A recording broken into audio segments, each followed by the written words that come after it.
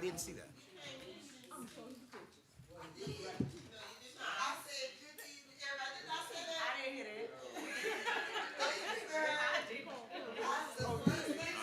Chief, Chief, I'm sorry.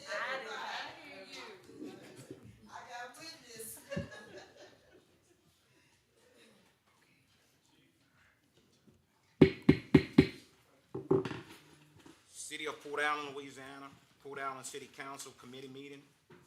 City Council Chamber, 375 Court Street, third floor, Port Allen, Louisiana, Wednesday, June 3rd, 2026, 5:30 p.m. Notice to the public. Each person must decide before entering the chamber which agenda item they wish to comment upon. If they are not seated in the chamber when the agenda item is heard, they will be notified by an officer to enter the council chamber to address that agenda item. Please silence all mobile phones and electronic devices. Public Safety Committee, call to order, Pledge of Allegiance. I pledge allegiance to the flag of the United States of America and to the republic for which it stands, one nation, under God, indivisible, for liberty and justice for all. Establish a quorum, please. Roll call. Gregory Payne, Here. Councilwoman Adrian Joseph, Here. Councilwoman Charlene Gordon. Here. Alderman Stafford. Item 1, Police Department, Chief Mitchell.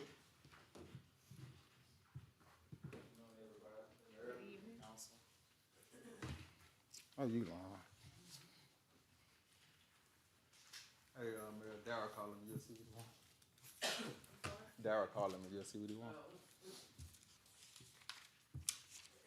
All right.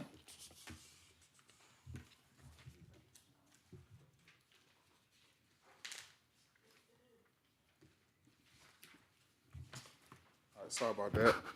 So for the month of May, we had officers responded to 214 calls, which we had 12 arrests and we had 37 tickets collected. All right. Item 2, nuisance violation report, Mary Potan. She stepped out, that's right. We'll give her a second, she'll be right back.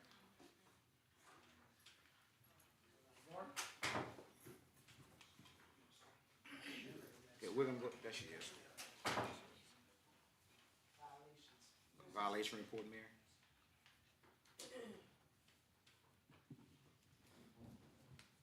Good evening, council. So we are still doing the nuisance violation report. So all of them except one that you just gave me, Mr. Hubble, we have already on this list tonight. So it's the one at the top, I think, that you gave me, we don't have. So we'll look into that one. We have several that are open. 814 North 13th Street. Signed card, but no work has been done. 1158 Georgia, same thing, signed card, no work done. 1205 Avenue C, that's the condemnation. I think they have been in contact. They paid the taxes on the property, but they have the fees that's associated with the condemnation. So I think they were a little confused when they came to ask for time. So we are giving them, they still have until July 11th, but I think she was kind of confused. So I think she thought, they had time to fix the house. But like I told her, we were asking for it to be condemned. No, that one hadn't contacted, but the other one on Avenue C, the Anderson family. It said Jones, but it was the Anderson family who came. So I explained to her the curator fees and all the fees that's associated with it. They are responsible for. So she is aware that she needs to have the house torn down, or she's speaking with someone to see if it's able to be possibly fixed, which I don't think so. So that's the conversations that we've had, but she is aware of, I think it's right at $5,000 worth of fees, plus the demolition that they will be responsible for. So I brought up to Casey before, and I'm not sure if Evan and I talked about it, but I think because of the curator fees are so expensive, once we get to the point to appoint a curator, I'm asking the council not to allow the time for them because it's confusing for them. Once, it's, well, why we still have to pay the fee? Well, we've done all the research and all the preliminary, and to get to that point when they come and ask, then we grant them, but then they're responsible still for the fees. So I think we need to kind of come together as a body. No. No. So they have still time to July 11th, but she knows it's approaching because we're in June now. So she came in to inquire about it, but she didn't realize you still have to pay the curator fees because that's the point we were already at. So I think we just need to look at that. Once it gets to that point, I think we just need to go ahead with the finish the process out. So we talked to the homeowner at 364 Georgia when he came in for a planning and zoning request about his grass. And I know the rain has been, because we have someone here that were cut before, and now the rain is every day, so we're trying to give them a little time. 639 South 14th Street. He has a lot of junk under his carport. 269 14th Street, high grass, but then the grass was cut, but it's back up. 1241 and 1249 Avenue B, same thing. 915 8th Street was contacted about fence line and grass. 1048 Louisiana, it's been a complaint. It was purchased at a sheriff's sale, so that person actually doesn't live in the city limits, but we have sent information out to him. 831 10th Street, it's a lot, same thing, high grass. 930 Kentucky, spoke to him,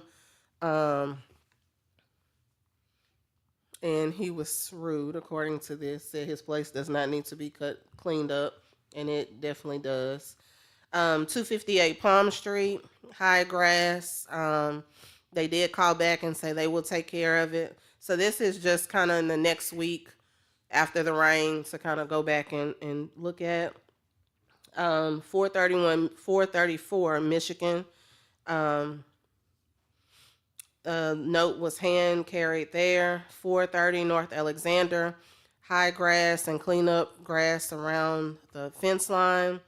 1030 North Alexander, high grass, which was cut, same thing back up. 120 South Alexander, we spoke to him about the sign, which he fixed the existing sign, but we're trying to get him to change the sign. That's the restaurant that's off of LA1. 357 Atchafalaya, spoke to her. She said she will have the grass cut. 1021 Avenue G, same thing, spoke to them. They said they will have it cut. And we have a couple that's completed. Grass were cut on Atchafalaya. And the other lots that's on there, we've already spoken, Mr. Hubble, we spoke to them already, except the one that you had.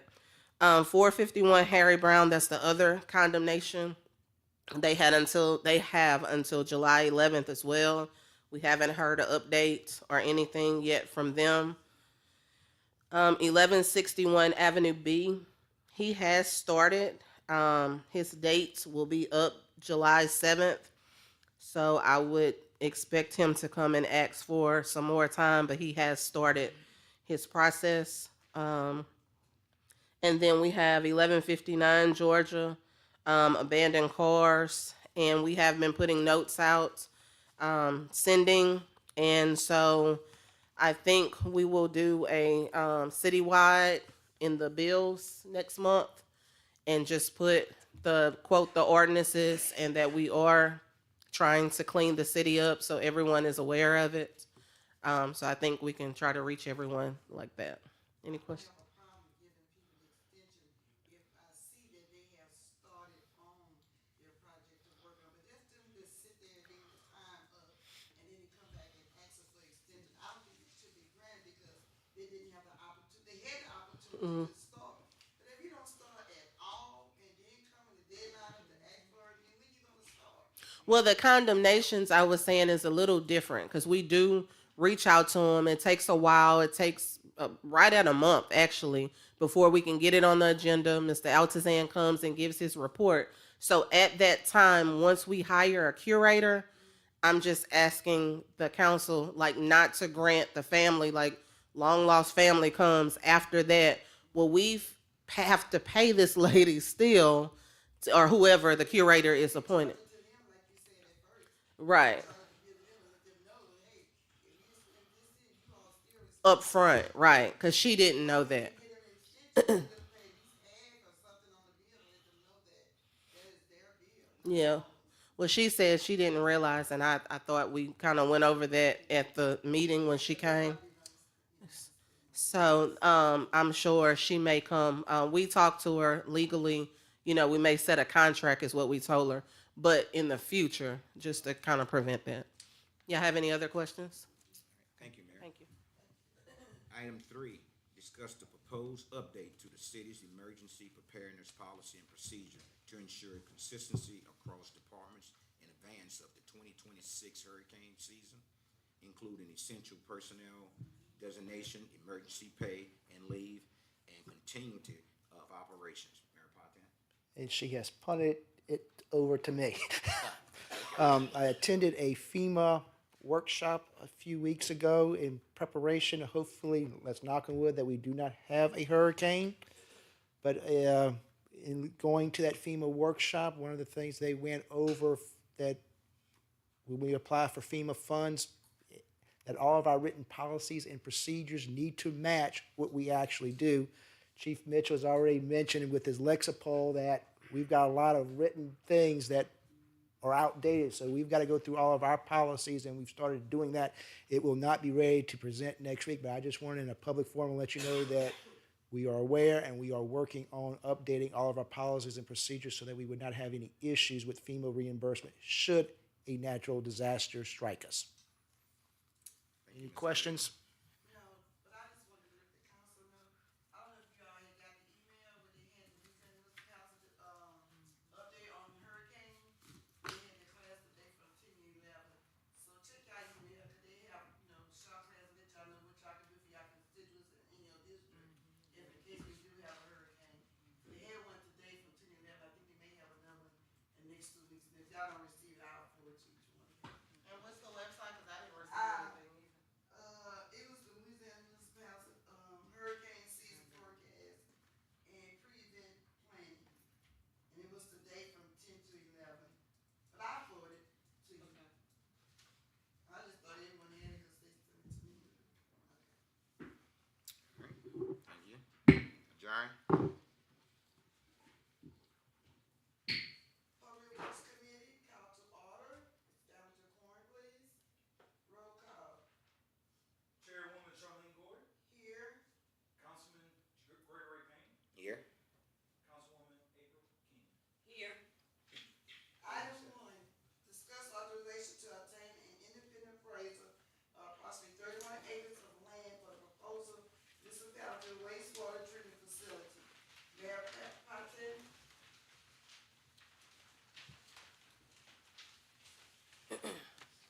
Okay, so this is kind of what we had the town hall meeting on between the two properties.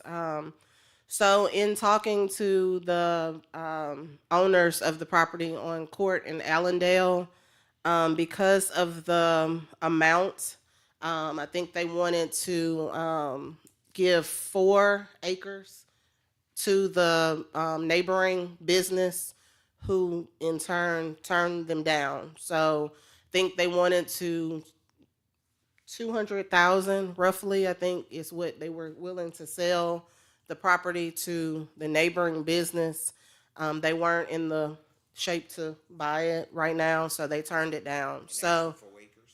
that's 4 acres. So just in mathing, 2.5 still I thought was a lot for us to buy the rest of the land, even though it would be feasible because it's closer. And the town hall meeting to me went great. None of the citizens really complained about it being in the backyard, but about the drainage. We still have to be good citizens of the taxpayers' dollars. So we had a meeting Monday, I think. Myself, Evan, Mr. Tony, the Fillmore Bradford, the sewer supervisor, and Mr. Daigle, Mr. Mason. And so we kind of hashed around some thoughts. And so we're thinking about purchasing the land that's down Court Street, the other tract that we actually looked at, to be good taxpayers of the money of our taxpayers. So that tract is 31 acres. It is, even with the drainage running from there down the street, I think will be a little more than the 2.7, but then we're getting more land for our bang for our buck. So that's what we're kind of in the negotiations now. So we're asking that you allow us to hire appraisal to get the land appraised, and so that's what the first request is That's the property down where we looked at by the, by the council on aging. who like the property belongs to? The seller is Diaz. It's two property owners. Yeah, both right.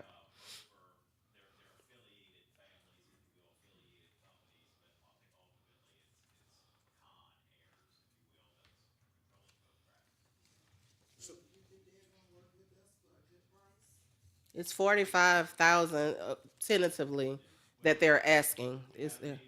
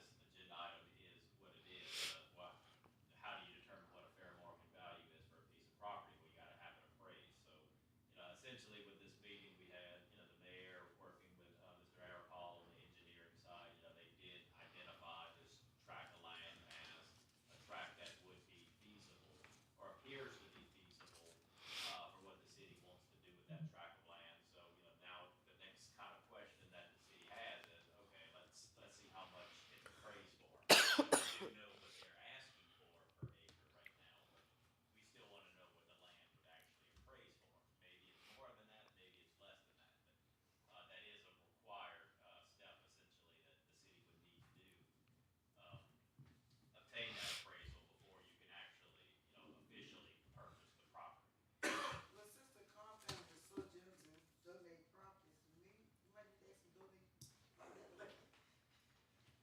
I mean, no, it hurt that. I don't think so. It won't hurt that. Well, I mean, and that's something where, they can maybe work with the city on the price. Right, that's what I'm saying, it won't hurt that. Right, I mean, and obviously that's, we don't disagree with that idea. So I have a question. How many acres of land would it actually take for a sewage plant here? We said about 10 to be comfortable? 10 would give you room for expansion and Right. everything. Like, you'd be, it would be plenty of room for 10. You could probably shove it on 6, but 10 would be ideal. So we don't really have to buy 31 acres?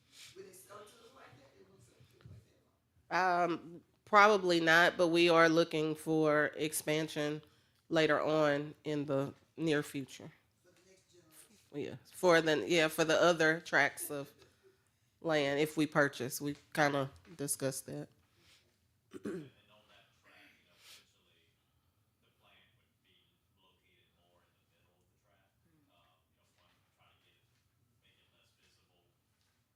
try to make it less visible, and then get it away from, residences as far as you can. So that essentially leaves you some, potential other areas that, you can use for city operations. Property or the back door of the property.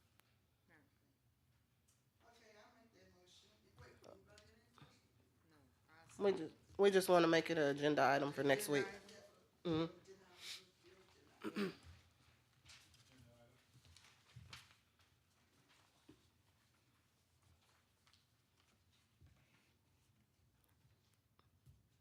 Number 2. Item number 2, discuss authorization for the mayor to execute a contingent purchase agreement for the Q section of said property, subject to appraisal, value, environmental review, and site suitability studies. Mayor Pro Tem. Okay, basically the same thing. So essentially, again, because we've kind of honed in on this particular site, one of the things that the city would do before officially purchasing any piece of land is you want to make sure that that piece of land, can be used for what you intend to use it for. So some of the things, normally done is you go out there and you do some soil testing, some engineering analysis, environmental concerns are looked at. Well, to do all that, you're gonna be hiring engineers and other folks, and sending them out there, so you're gonna be spending money. So what you don't wanna do is just, they'll allow you to go out there and do it, but what you don't wanna do is start spending money, sending these folks to, really study this property to determine if you really wanna buy it or not, and then all of a sudden somebody else buys it.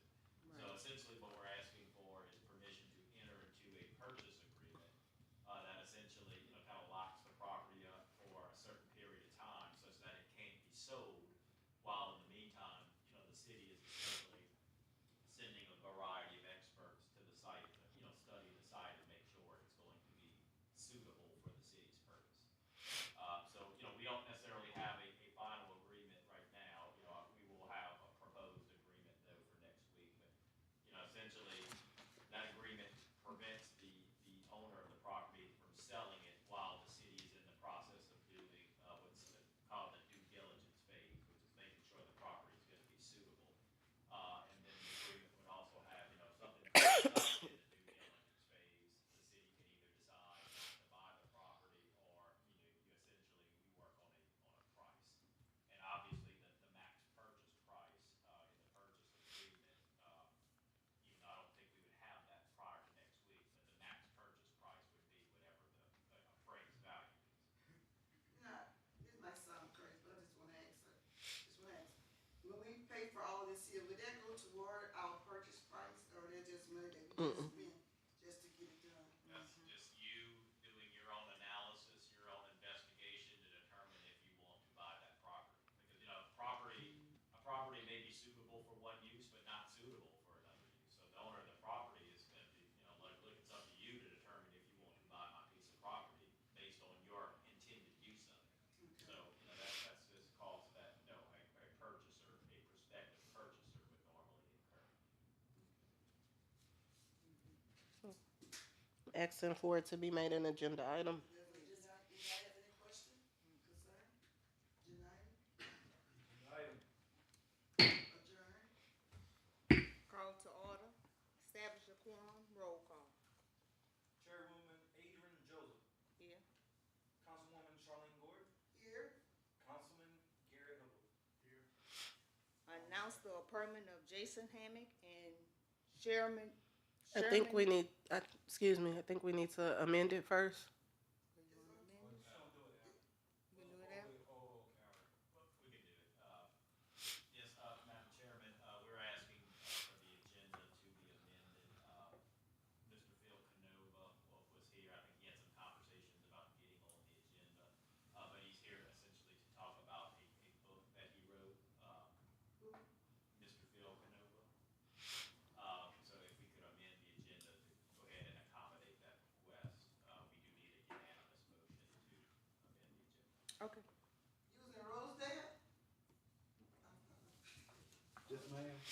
Okay, we can amend the agenda. Need a motion and a second to amend the agenda to add that item. Okay. Announce the appointment of, Yeah, roll call, we had a motion, a second. Any comment from the audience, since this is an action? and then, Great. All right, roll call. Councilwoman Adrian Joseph. here, Councilwoman Charlene Gordon. Yes. Councilman Gary Hubble. Yes. Councilman, oh, okay. We're gonna announce the appointment of Jason Hammock and Sherman Knighton to the planning commission. So, with some time right after the new administration started, I was given Mr. Hammock's name, and later Councilwoman Gordon brought up Mr. Knighton. So some time has passed, and we reached out to both of them. Mr. Hammock is not here. He was supposed to come, but he is accepting the appointment as well. But Mr. Sherman Knighton is here. So I'm gonna allow him to come up and just introduce himself to you all. But he has also accepted the appointment. I'm sorry. We never fill yours. I didn't realize. And then Miss Isaac is ill, so we're filling hers. And I think we may have one more, but I have one more person that's interested as well. Mr. Knighton.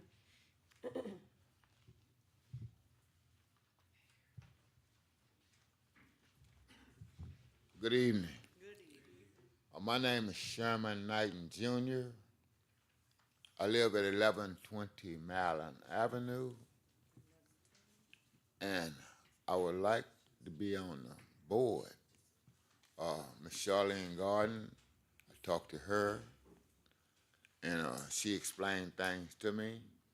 I talked to Mr. Joseph back there, and he explained a few things to me, and I think I would love to be on this board.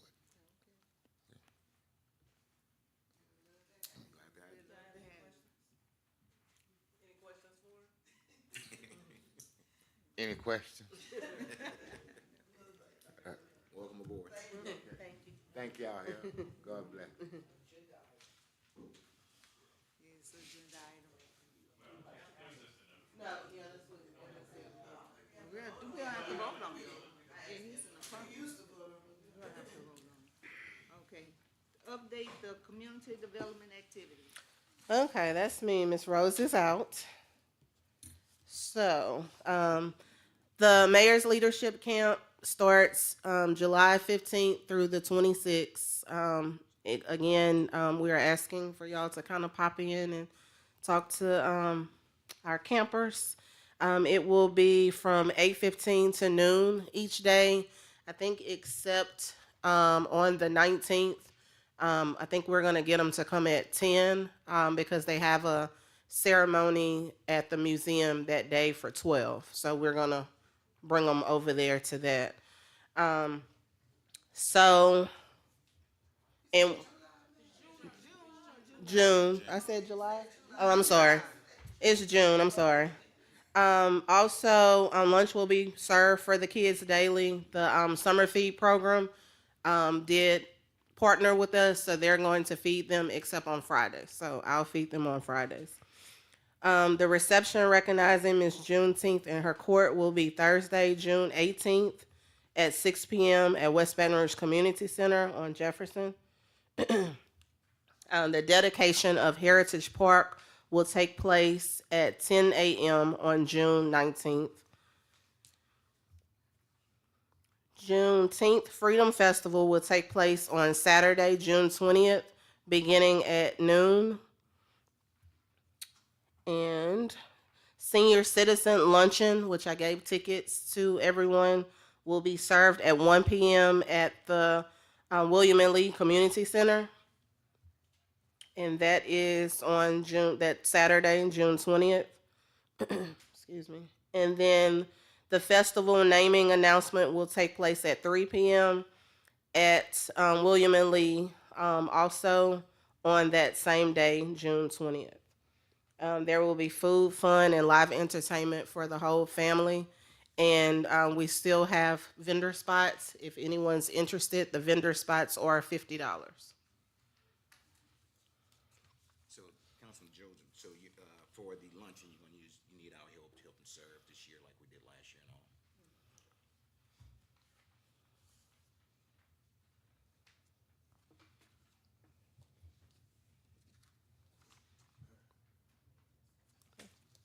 And the queens will be there too.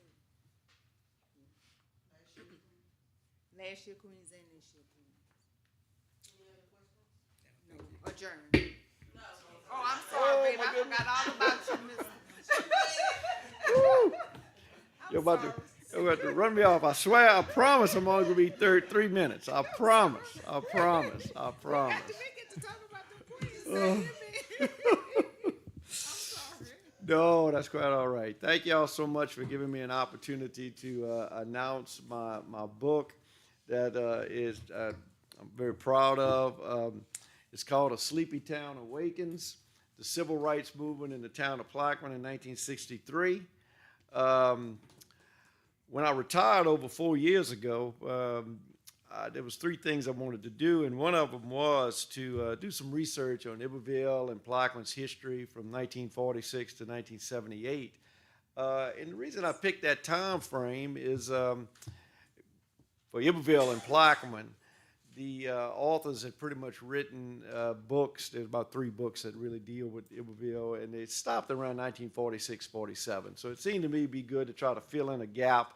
I knew it would be post-war. I knew it would be 1950, and I knew 1960s would deal with the civil rights movement in Plaquemine, and I also knew from 64 to 78 would be Mr. Jesselusso's tenure as the mayor. As the sheriff of Iberville Parish.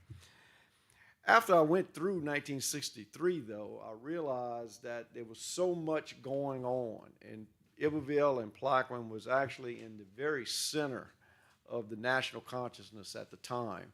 Iberville and Plaquemine had the voters' right drives, had the boycotts, they had sit-ins, they had demonstrations, they had picketing.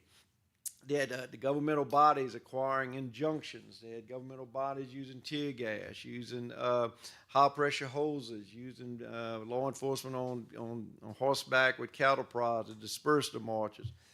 It was on the national news, CBS Evening News, the first 30-minute news report by Walter Cronkite actually led with the story of Plaquemine and the September 1 demonstration that was made famous by Mr. James Former having to be secreted out of town in a coffin on the back and inside of a hearse to escape getting apprehended by some very vigilant law enforcement people at the time.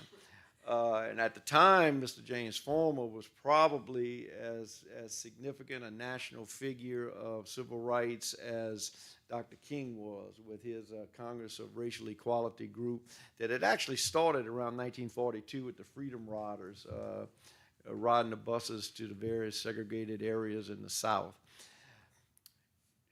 It seemed to be such a significant part, and it was such a central part of being in the this consciousness of America. I just thought it was a story that needed to be told that had not been told. So I ended up writing a book. It's available on Amazon, Barnes & Noble, Kindle Books, and Apple Books. Just recently, it's now on the shelf at an independent bookstore in Baton Rouge called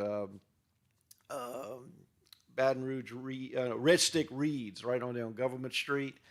I'll be glad to stay after and answer any questions or if anybody want to talk any more about it. And again, it's A Sleepy Town Awakens.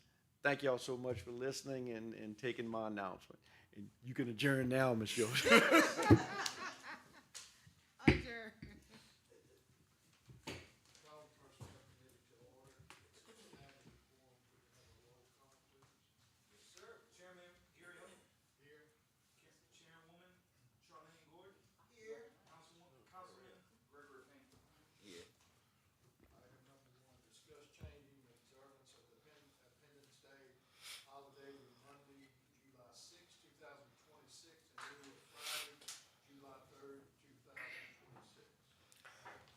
So, in discussion, we had kind of meetings on yesterday about emergency preparedness and the upcoming festivals we have. So, we had some meetings. So, in that conversation, we realized that the 4th of July falls on a Saturday. So, normally we do Thursday half a day, and then all day Friday is our day. So, we're just asking that we move those dates to Monday, and so we'll be closed all day Monday. We'll be here Thursday and Friday. Friday's a half a day anyway. The 4th is that Saturday, so we're asking if you would take into consideration for us to move it to Monday.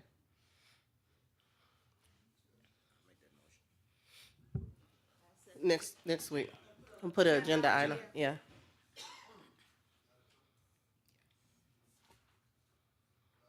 Item number 2, discuss amending section 2-132 ordinances to allow advertising of open positions on the city's official website and social media for 7 days in lieu of publication in the official journal.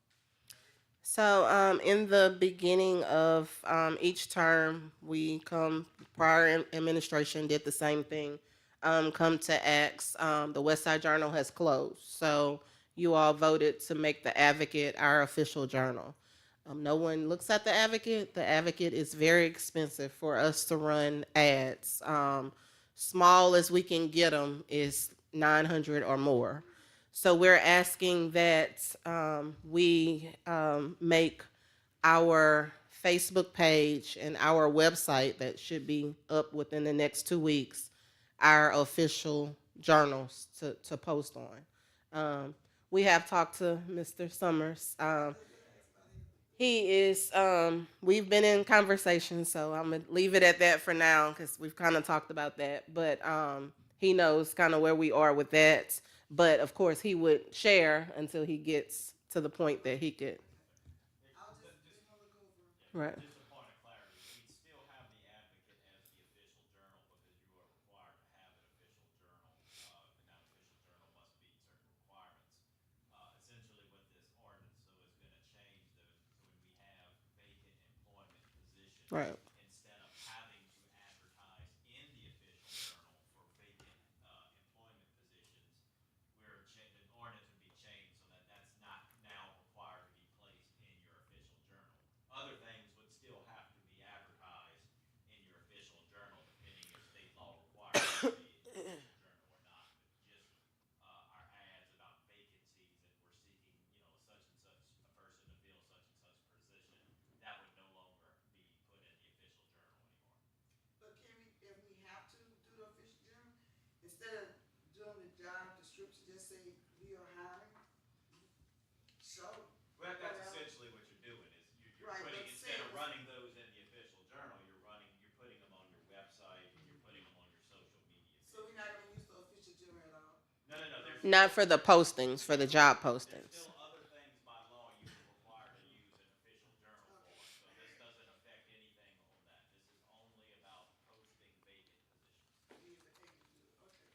Yeah, and I did send, and to clarify, I sent a text out separately to each of you to let you know, because the fact that we asked to advertise to make the Advocate our official journal, when we have job postings, I don't have to ask you each time to post anymore. I found that out, so that's why. But it's a FYI, so that's why I did send to you that. Right.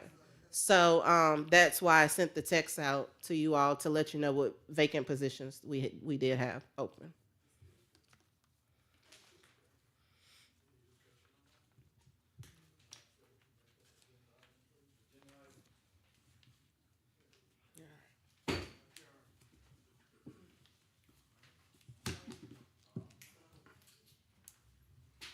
Finance Committee, call to order, establish quorum, roll call. Councilwoman April King. Here. Councilman Gary Hubble. Here. Councilwoman Adrian Joseph. Here. How y'all doing? Okay. Item number 1, discuss additional payment of $1,605 to Trust Services LLC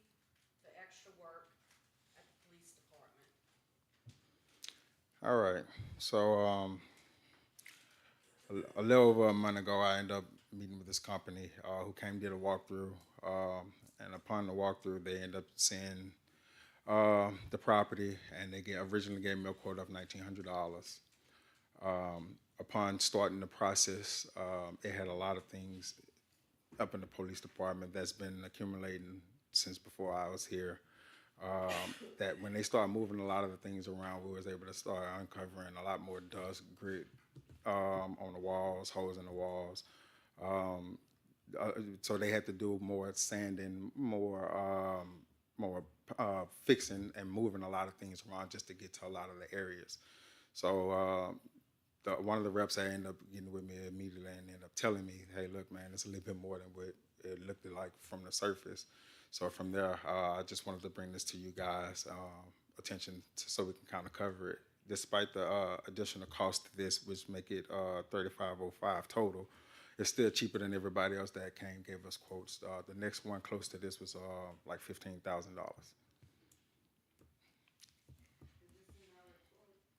Yeah.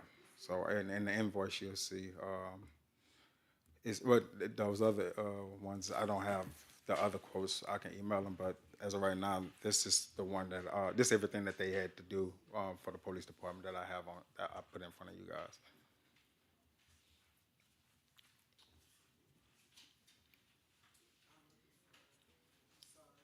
So I just wanted to basically bring this to you guys' attention to make sure that that company was paid, since it exceeded the original amount that we agreed to, which was $1,900. Yeah. Nah, this is in this budget right now. It's there. They still doing the work right now. Today will be the last day, so. That they finishing up the painting. Yeah. It originally supposed to have been 1 week, but all the stuff that was up in there, it kind of it stretched out longer than. The job is complete, we just need to Yeah. approve the, okay. Yeah. I have to come and inspect before I can approve. Oh, most definitely. I was hoping that you guys come check it out. I asked Mr. Phil to come see it today, but I knew he was busy, and I can't be mad at him. I was extremely busy myself. The mayor stopped in a couple of times during the process, and she was able to see it a little bit. She haven't gotten a chance to see the finishing touches, but she was able to come see a little bit. So it's coming along. I'm impressed. I'm happy to see the building is bright. All the officers come in. Oh, it's bright in here. So I like that. So, yeah.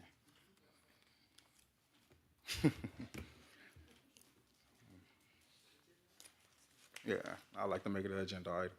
Well, yeah. Okay.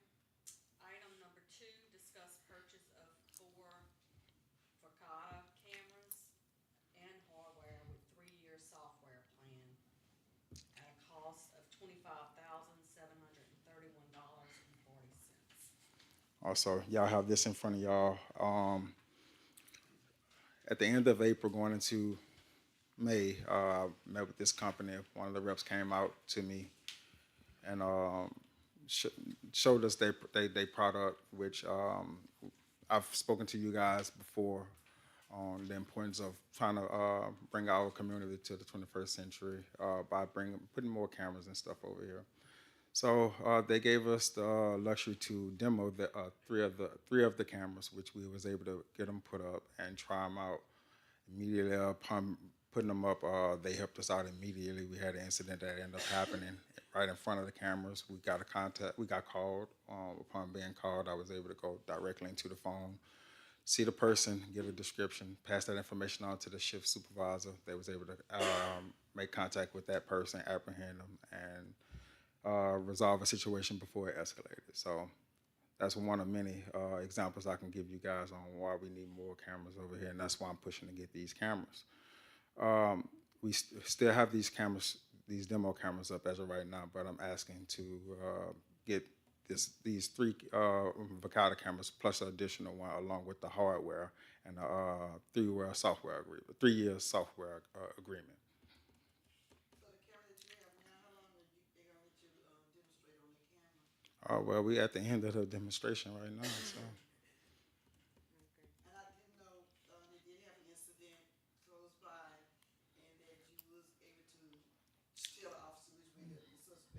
Correct. That was an A plus. Right. And it's good that no one knows where the cameras Right. are. Right. So, I'm not gonna say where it's been happening, but Yeah. it was good that you was able to look on it and let them know what direction that suspect was going for them to apprehend him. Correct. Is this the only price that we received for this?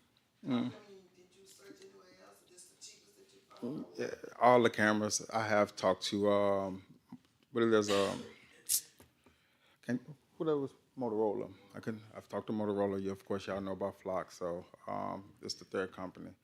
So upon all of them, they the cheapest. They were, it wasn't hard to get in contact with none of their reps. They came, sat down with us as personable. They told us they was gonna send a demo. We don't have to hound them. They was able to send these cameras. We was able to get them put up immediately. So Are you pleased with their service, what they offer? yeah, most definitely. You feel comfortable with it?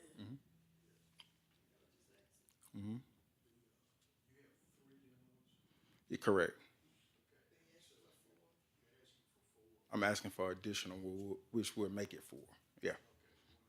But the cameras where they at now, you gonna leave them there and just put this new one in another spot? Correct. But the beauty of them, we can move these cameras around. Yeah. And that fourth one, the total price is, that's the 25,000. Yeah, that's with the 3-year service agreement.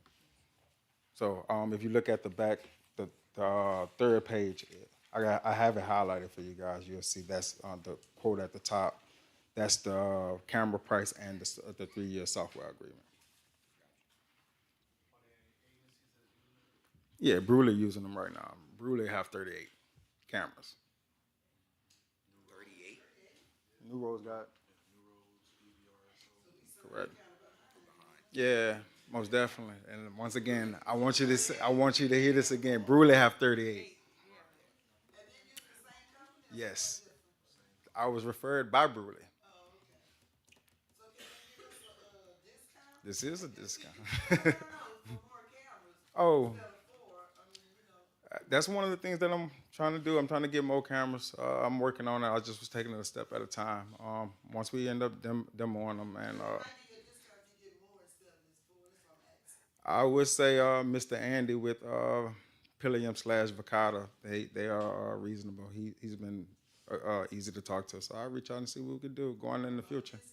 I see that. I heard you earlier, so right, yeah, 39. Can we get 39? So, huh? Yeah. Also, they have one on a trailer that they can move around in certain positions. I'm pretty sure y'all seen Mr. Summers' article about it. That come from Vicata as well. Yeah.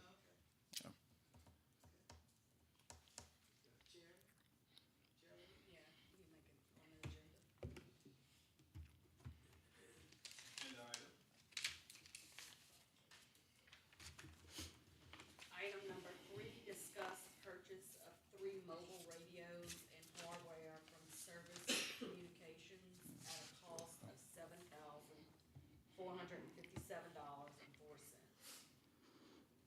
Okay. I do want to say that just like I was talking to the reps for Vicata, I was also talking to these reps over here as that company in Lafayette. They came out and they was able to quote us on 3 radios, which before I took office, that's one of the things that I put in the budget is to get some funding for 3 of those vehicles that we had on the road all this time since like 2024, 23? 2023, 3 vehicles did not have in-car radios, so that's a problem. So one of the things, if the officer's radio, portable radio goes out, then they don't have no backup line to communicate. So I finally gotten around to it to be able to reach out to a company. I've checked with them. I talked to Baracom, and who else we ended up talking to? It was Motorola. Motorola, they do that too. And these guys was the cheapest. He came out, they local as well. He gave us a quote, and this was the price on it. I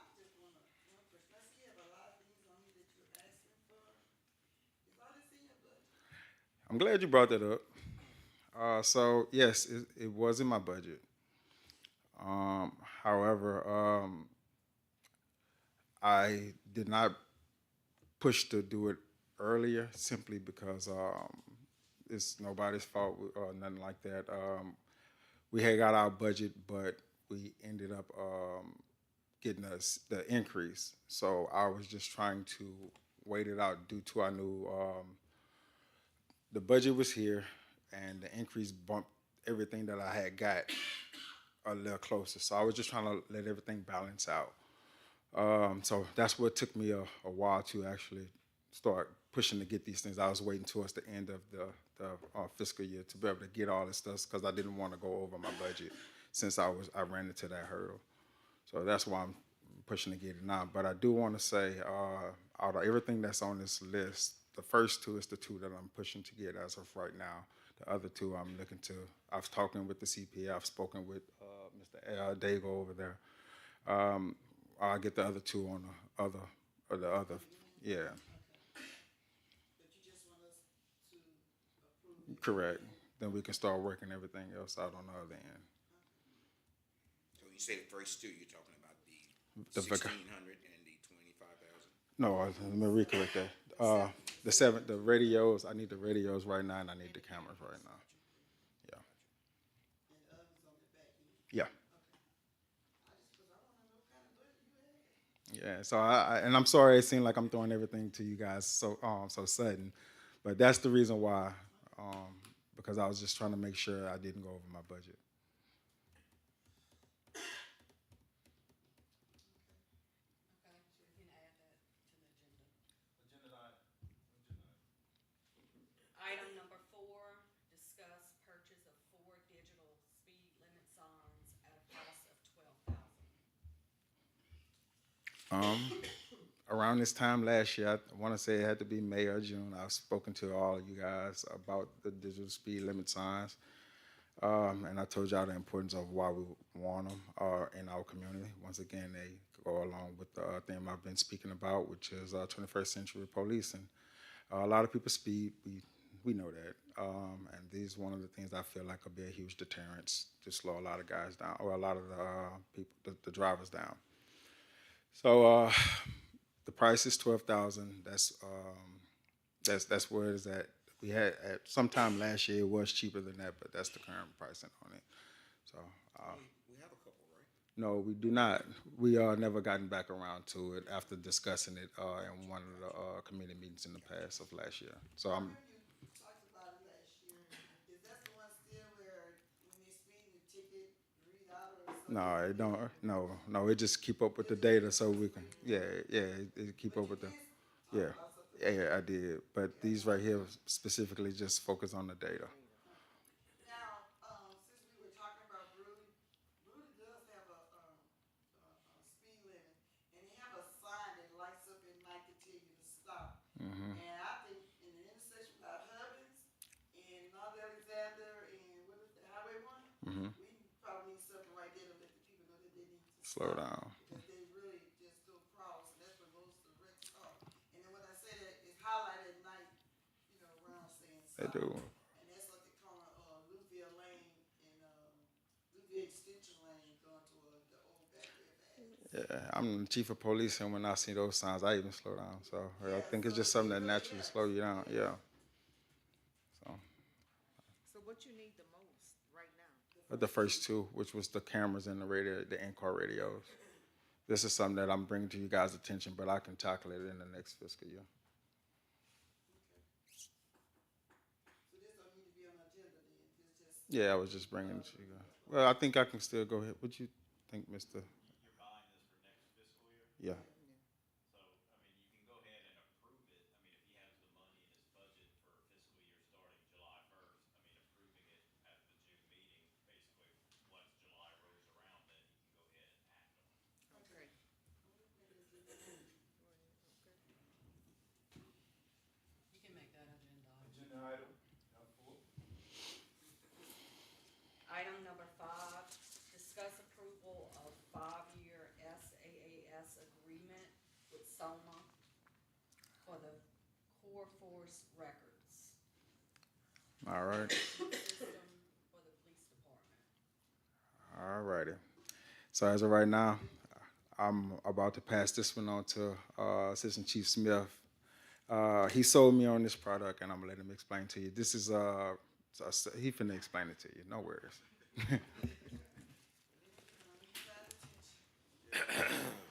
Thank you. Good evening, everyone. How you guys doing? So I don't want to bore you. I know record management systems can, talking about the information can be really boring, time consuming. So I'm gonna give you the Cliff Notes version, and hopefully I can, grab your attention. But your RMS system in any field, right? Not just policing. It's the brains of your operation, right? It's one thing to be able to do something good, but you're only as good as you can document what you've been doing. Do we have a system now that can sort of get the job done? I mean, yeah, we do. But again, we're at a point where we're aging out what that system can do for the police department and the citizens that we serve. And we sort of just reached a tapped out max point where, if something was demanded, asked, a certain record, that we can only provide, very little. So going forward, a lot of agencies, they use now what's called a web-based program versus a locally hosted program. Some of your larger agencies with, budgets as tall as the state capitol, they can sort of fund that and keep it in-house because they can provide all the attributes that go with that. We're a much smaller agency. We have budget limitations, manpower limitations, and just an array of a lot of issues that could come up if we still operate the same way that we've been operating. And what this system does, and it started last year, of doing our homework, doing our due diligence to make sure that we can get a product that's going to be beneficial to not just us as a police department, right, but to the people that we serve. If they come in and request a record, or if they want to file a police report, we need to be able to regurgitate that information, spit it back out to them, and give them a product that they deserve. Also, with that being said, we deal with a host of agencies. We deal with the District Attorney's Office. We deal with Louisiana State Police Crime Lab. And any other agency, quite frankly, that may need to request a record, or if they need to do a joint investigation with us, we have to be able to operate and exchange information to them in an up-to-date way. So the current system we have, which is LEMAS, it's a publicly created program. We know how sometimes those can get. You get what you pay for, right? And again, minimum, it does what it should do. But again, SOMA, aka Core Force, which is the up-to-date name, it's a much better product and shifting into the way that Chief Mitchell wants this department to be ran in terms of record management. So again, this project started last year. It's not something we just woke up and decided to change, ask for, or do. We've been, meeting several times with this company, different times with other RMS companies, just to see what they offer and how they can bring us in the 21st century. This program, it will be a game changer, again, for our agency, our officers, and essentially our elected official to do what he's been elected to do. So if you guys have any questions, I'll be happy to answer the best way I can.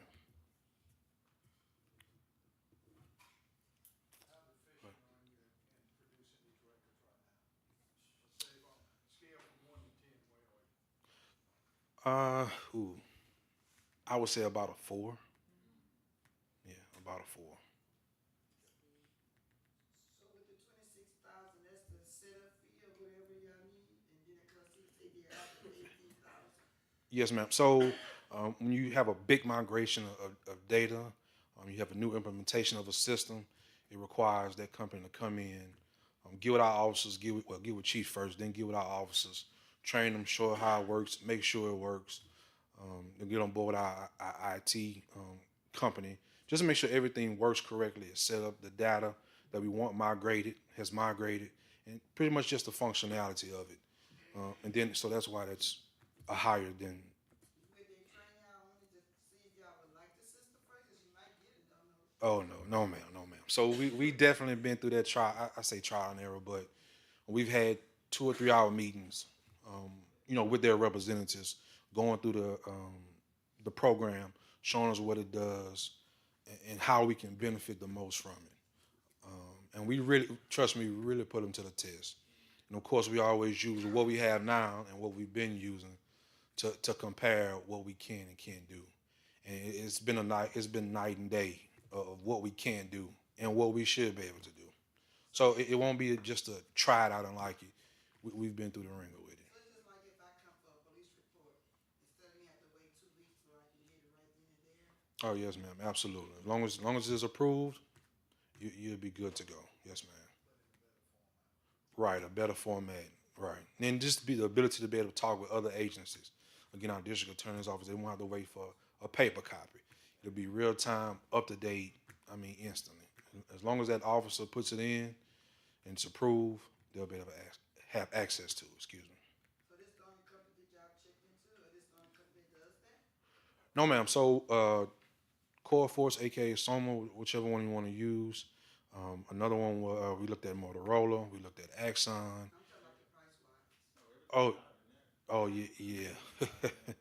So I'll give you one that I can remember off the top of my head. I don't see no paper saying, well, we got this bid for this, we got this price for this, we just got this here. So I don't Right. know if y'all searching went for the cheap price or the good price or. So I give you one real quick, Ms. Charlene, is we got it on paper already.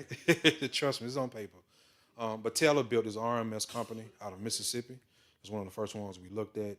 Their onboarding and initial price is $65,000, and then $42,000 a year after that. So, as you can see, that's a big price difference in what the company we chose. But I just said, when y'all do our bid bids and you want us to approve stuff, show us where you went out and got different prices so we know that this is the best price that we're voting for. Right. We're not just gonna vote for because y'all say this is the best price. Right. Show us that y'all went out and to different agents to get a price. Right. So I got PDFs, all of that, but you right, you got them. I don't have it printed out with me, but I definitely have it in my file that deals with this RMS system. So we went and got it. That's how I was able to remember the price. And we did our homework. But yes, ma'am, I got you. So what y'all currently have now with the police reports that you're able to pull online, this is something in addition, or you're getting rid of that? Because now they're able to pull police reports online and pay over the phone for them and get them mailed to them, or it's different? Yeah, that's two different things. So the reason we have that ability is because the state sort of forced all agencies' hands, right? They are responsible for the reporting and maintaining those records for crashes in the state, and they did the same thing that we're doing now. They say, "Hey, everybody, we're going to this, and you need to catch up." So you're right, Mayor. It's called e-crash system. It's statewide. I think it's crashdocs.org, which is sort of a third-party site that administers those reports. But you're right. But it's through the state, so that's why it's a different program.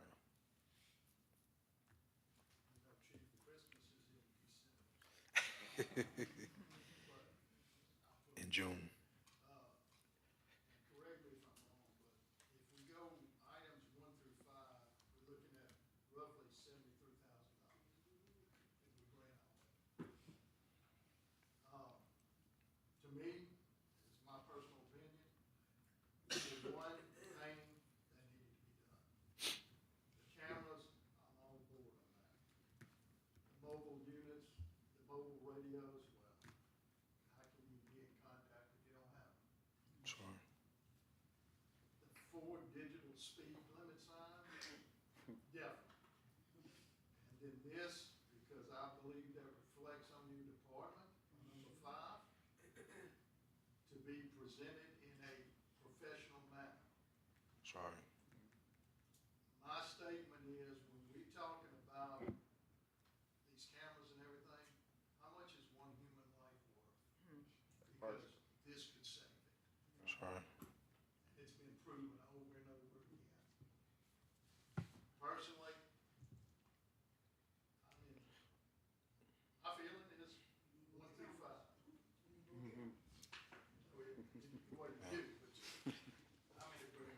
And Councilman Hubbard, real quick, I'd just like to add, because the last point you made is really, really important. So the RMS system that we're looking at, and this is one thing when Detective Celestine was here, we looked at it and we really, really, really liked amongst other things. So the system that we currently use, and not to be too technical, but you can put a person in that system pretty much unlimited times, right? So if I deal with a person 2 or 3 times over the course of a year or so, and then we have a brand new officer that's dispatched to a address, unless he or she types that person's name exactly how it was entered, it'll put them in again, and it won't show that officer or even flag the system. This new system, Soma, it will take care of all that. It'll give you a red bar around it. It'll give you a flash.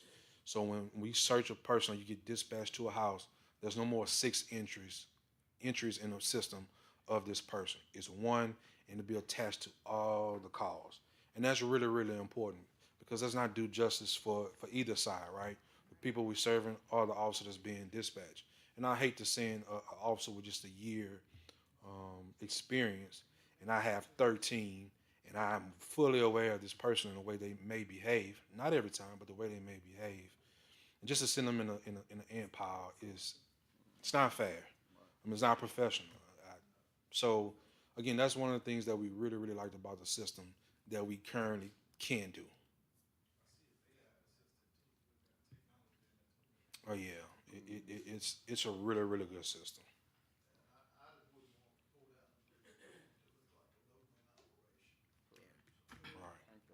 Thank you. I have to agree with that. I'm for the public safety, but I understand what Ms. Gordon was saying though. But I'm all for the public safety. If you bring us, like she said, just bring us and let us see the numbers. Yes, But ma'am. I'm quite sure we all agree about the public safety. Yeah. That's right. And the other thing, do you have that 75,000 in budget for it, Well, when I put in for the 5? originally, when I got my first budget, which was last year, I had an additional $217,000 in there. But so yeah, it was there. We worked. I got with the CPA and we got everything squared away. Yeah, public safety is number 1. We gotta keep the city safe. That's right. All right, I'll let Mr. Agent do it because I don't want. I appreciate the delicacy that Chief Mitchell was trying to address this issue. You will find out next week when we do both the budget amendment for fiscal year 26 and the budget adoption for fiscal 27. We're talking about 2 separate budgets. There were wires crossed with the CPA, since this was the first time we actually had to do a general fund amendment. I didn't realize maybe I didn't communicate correctly with the CPA. I did send y'all an email originally with my Excel document on a proposed budget amendment and told you as a council members that the CPA was working on finalizing the numbers and there would be some small changes, and that document that the CPA would present would be the official document. By the time after I got it and entered in all of those pages and pages of changes in the the projected 2026 final, I noticed that they were far off from what I had proposed. So we will have to clean that up next week at the council meeting with amendments to those things, which we can do.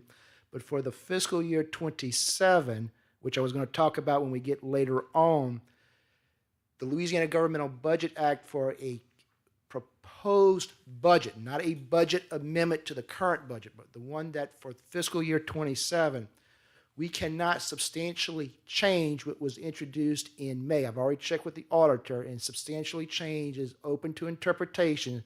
So the chief's allocations for number 4 and 5, both my opinion, the auditor's opinion, I would think any person with common sense, but don't want to speak for that, would say that those doesn't substantially change your introduction of proposed budget, so we can make the minor changes to that 27 document with the adoption of the amendment, the budget next year. However, when we get to Number 8, when we're talking about spending over almost $2 million for land, that now substantially changes it. So we cannot do that in the budget adoption. We would actually have to physically introduce a budget amendment to the 27 to say we want to actually, we have the money in this savings for, cannot Evan speak on that agenda item? Wait to explain why we're doing that way, but so next week you will have clarifications and amendments to the projected for 26 to clean up all the confusion, and then the 27, the minor changes and whatever major changes, as I will discuss in number 8. It's across all of the departments. And the auditor, I've checked with the auditor as well, when the auditor's looking at the 5% variance, they're looking totally for the total, when all is said and done, the final number on a revenue, the final number on expenditures. But from an accounting point of view, we've got to line item everything, and that's where we've got to make the corrections. And the accounting firm was trying to make everything match to be 100% on both sides. And they didn't realize that some things were in the pipeline that, since our software can't encumber things, that until we actually put it in the system, some of us may not realize. And we're working on trying to fix that. Philip has tried to put in an Excel, since our software does not work, to try to start encumbering process. We are trying, as the chief has said, on other things, trying to upgrade everything, but when everything is behind, it's taking a while. So, does that hopefully clear that up? Any other questions? Yeah. It's a lot, and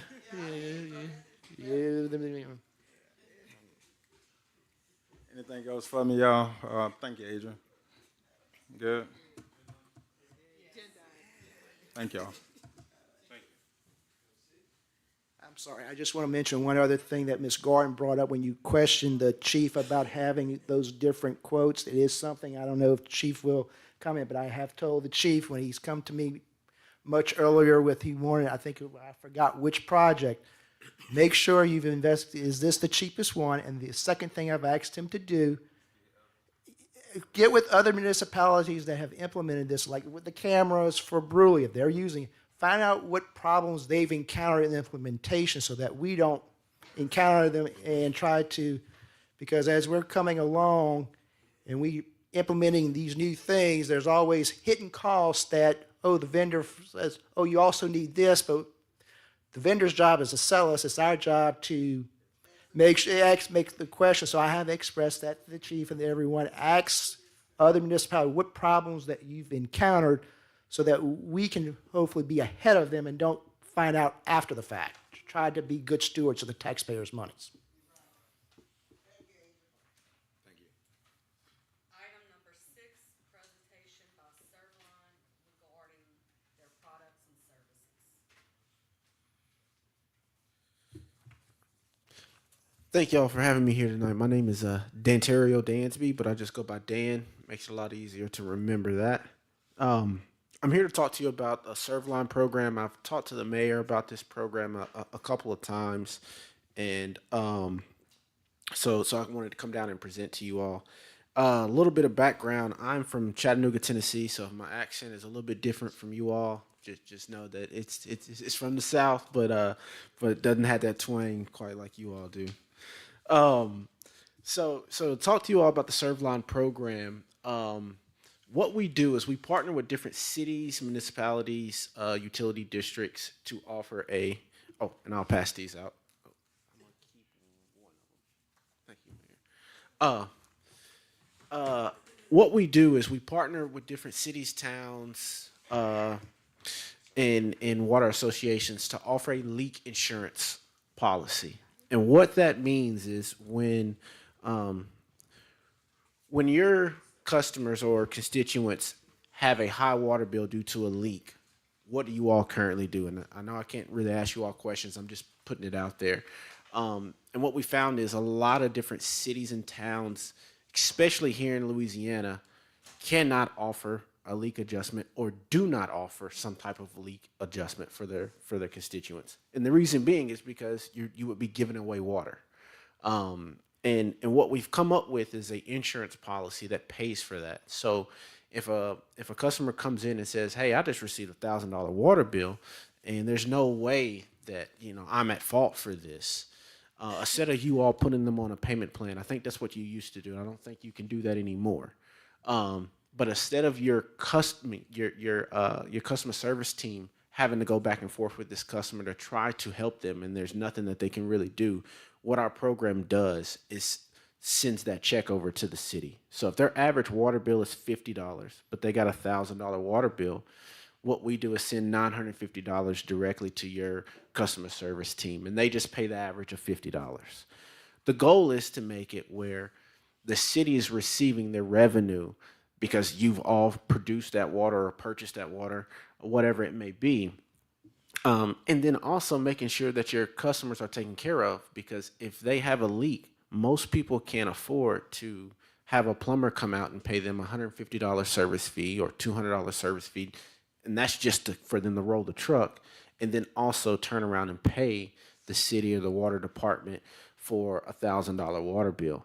And then if they don't pay it, they're going to get shut off, and then they have to pay an additional $50 to have it reconnected or whatever it may be. Now, this program, it comes at no cost to the city directly. Okay, this is a cost to the customers because it's their responsibility, right? Your responsibility is to make sure you produce water that's drinkable or whatever you want to call it.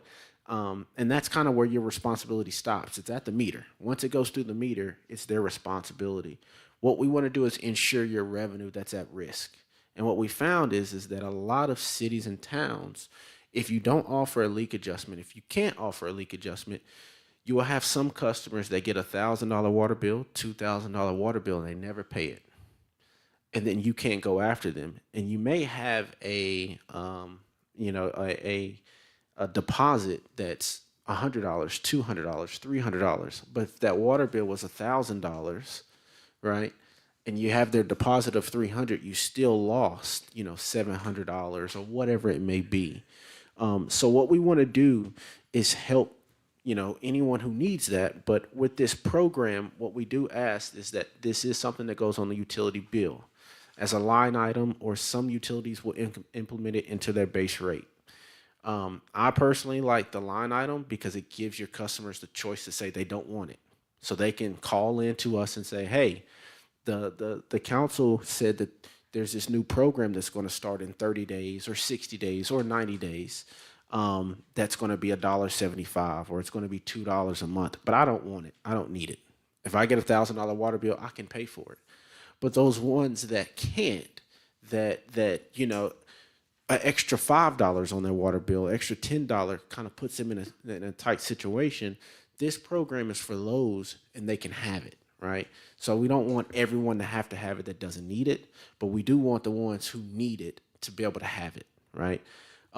So on the proposal that I put together for you all, and I'll just kind of go through it a little bit with you. I won't go line by line, but I'll flip over to, I think it says page 2, and that just gives you the pricing breakdown.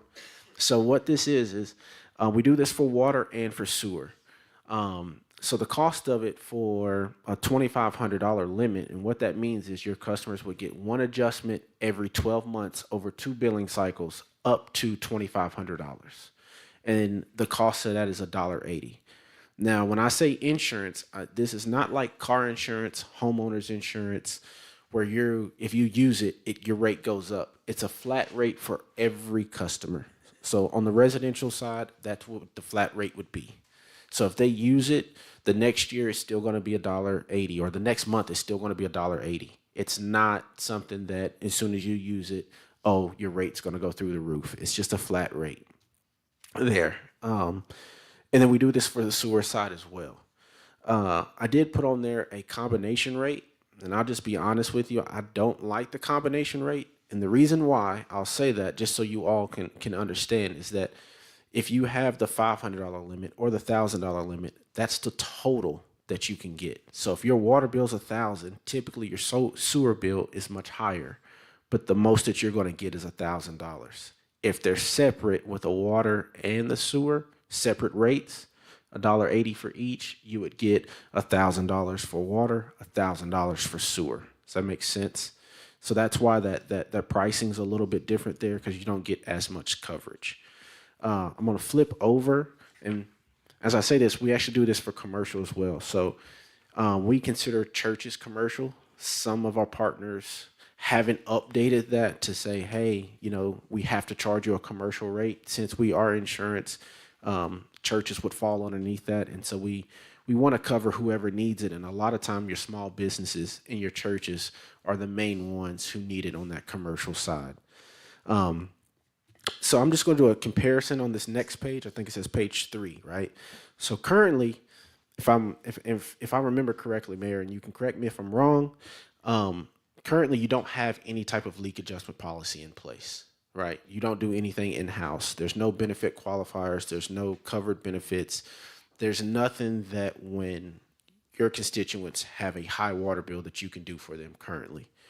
On our side, what we're proposing, or what I'm proposing to you all, is, like I said, one adjustment every 12 months over 2 billing cycles.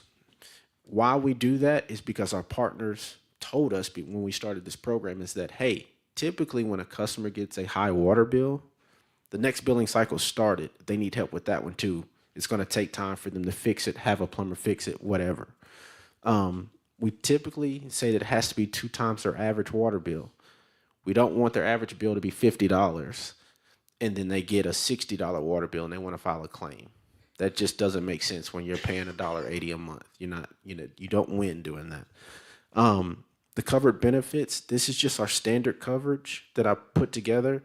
Some of our partners say, hey, we want to cover lines that extend to a barn or a shed, or we want to cover irrigation lines. We can cover whatever it is that you want us to. This is just what the standard is of what is the most beneficial at the best rate. Some of our partners will cover like cattle troughs. So if the cow goes over there and knocks it over and it makes it leak, if they go back and fix it, that's an adjustment for us. So we would pay for that high water bill for them. If you want us to cover things like that, we can. So I don't want you to look at this and just think this is in a box. We customize it for each one of our partners based on what their needs are. Any questions so far? I feel like I'm kind of going through this pretty quickly. So, okay. Turn the mic off. Okay. The next page is just a sample protection policy. This is kind of what lays it out. Some people say, well, most insurance, they don't want to cover whatever. Well, we lay out what is covered, what isn't covered. So as I stated before, standard coverage from the meter to the home. So if that main line breaks or anything like that, they can file a claim. They call us in Chattanooga, Tennessee. They say, hey, I just received a $500 water bill. We tell them to get it fixed, send us over a plumber's receipt, send us a receipt from a home improvement store, send us pictures, whatever it is. You don't have to have a plumber fix it. You can fix it yourself. We don't want to tell them who has to fix the leak because that can make the bill be even more expensive for the constituents. But from the meter to the home, leaks inside the home, some don't cover the irrigation. So it would just say, hey, we don't cover leaks that's on irrigation lines. It's very, very simple of what we cover and what we don't cover. We don't want it to be a whole lot of red lines, gray areas of we don't cover this, we do cover this type of leak. We leave it up to you all as the leaders of what you think is the most beneficial for your community to be covered. And that's what we're going to cover. So like I said, we can customize this. This is just a sample of a basic policy for you, if you will. Now, we do not cover anything over a 2-inch meter. They wouldn't be eligible for the coverage unless you want us to, and that would be specific for those customers. So the pricing would be different for those specific customers if you want us to do that. But on this standard policy, it would not. Other than that, that's it. I'll let you know that we are partnered with Louisiana Rural Water Association to offer this, the National Rural Water Association. And as some of the people went up before me, you talked about speaking with other municipalities who do this program. So some of our partners here in Louisiana that are somewhat close by would be like East Feliciana Rural Water does this program. Waterworks District number 7 in East Feliciana does our program. The town of Maraguan just implemented this program. And we have some other water districts like in Slidell that do this. But a lot of our partners are up in the northern part of Louisiana. But we have around 300 to 400 that do this throughout the nation. And we started it in Chattanooga, Tennessee, and just have slowly grown it outside of that. So I work here in Louisiana. I think I've seen a couple of you all at the Louisiana Municipal Association conference. I've, been there and talked to different people there. But I would love to get this program implemented here for the town. And if you have any questions, I'll be more than happy to answer them for you. So I guess let's get it clear. You're saying that they will pay for the repairs also? This program does not. This only pays for the high water bill. Now, we do have a program that will pay for the repairs, but I want you to know that it's two separate programs, right? This is something that goes on the utility bill. Paying for the repairs does not go on the utility bill. Okay, that's billed directly through us for that program. And the reason why is that that's more expensive, right? With that type of coverage, they get unlimited amount of claims for water line, unlimited amount of claims for sewer, and unlimited amount of claims for interior plumbing and drainage. We don't want a $5 increase to go on that water bill, $6, $8, whatever it may be. That's not your responsibility at that point. What we want to do is just make sure you're insured for the water that you've produced. But you all can offer a program to the homeowners to repair their water lines, sewer lines, internal plumbing and drainage, gas lines, things like that. That's a long way to answer your question. So, Thank you. yep.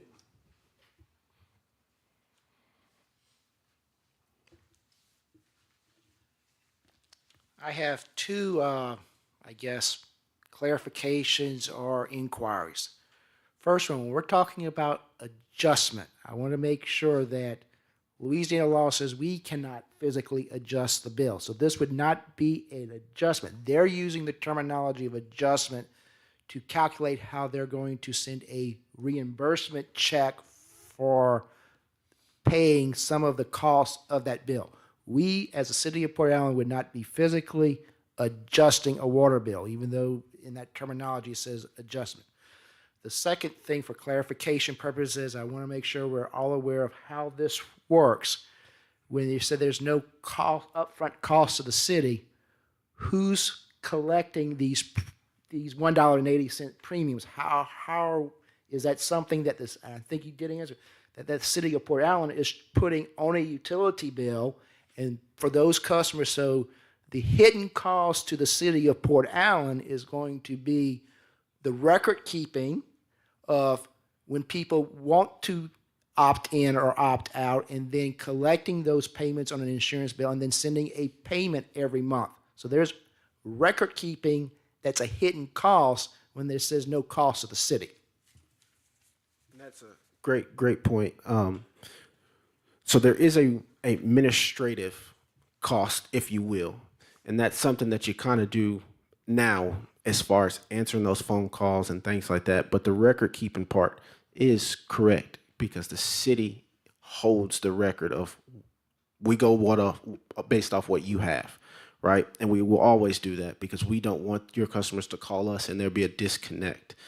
However, with that, some of our partners, what they will do is if it's $1.80, then that charge for the record keeping would be 20 cents, 25 cents. So it would be actually $2.10, whatever it may be. So then the city would receive that revenue for record keeping.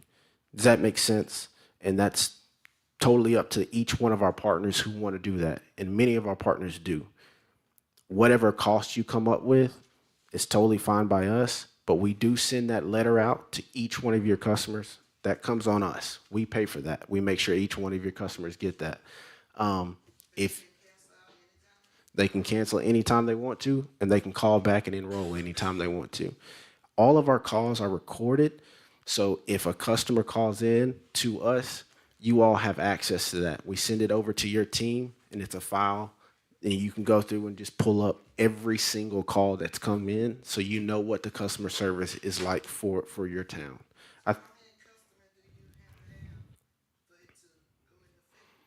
Great question. We do not have, there is no minimum or maximum or anything like that. So if 90% of your customers decided to say they don't want it, we would service the 10% at the same rate as what's quoted there.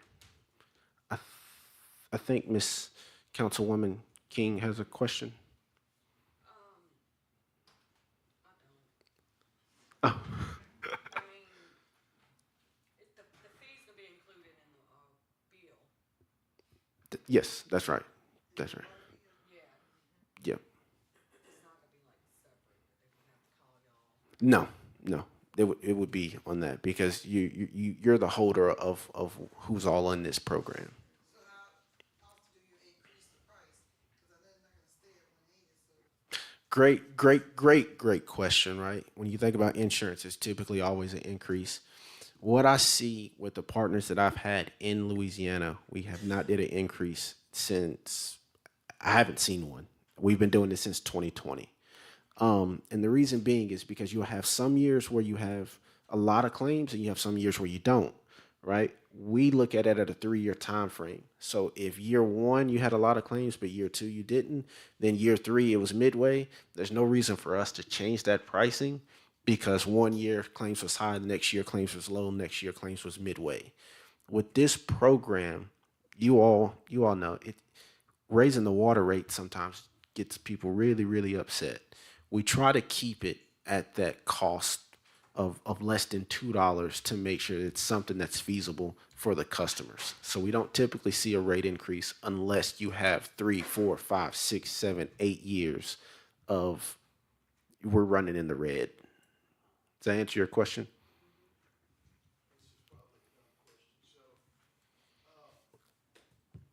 John Doe, now, you can opt in or opt out at any time.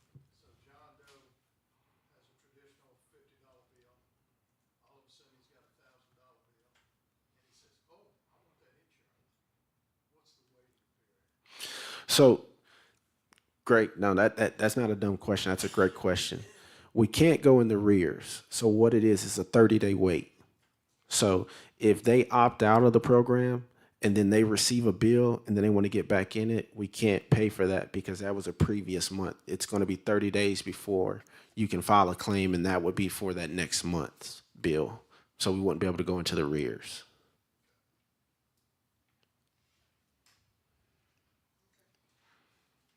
All right. And I just want to make sure that you all understand the fee that is there, that you all can decide on how much revenue you want to receive for offering this program, right? For the record keeping, the administrative, we call it an administrative fee because that's the administrative work that your staff would be doing. They do send us a report once a month. That typically takes them 30 minutes out of their month to run that report and send that over to us and work with our team. It's not them constantly receiving phone calls. They can actually hotkey it if you have that, where if a customer calls in and says, "Hey, I just received a $1,000 water bill. Give me 1 second. Let me transfer you over to our leak protection program." I shouldn't say adjustments because sometimes that gets a little sticky. But with us, since we're offering as a third-party insurance, you can do that legally here in the state of Louisiana.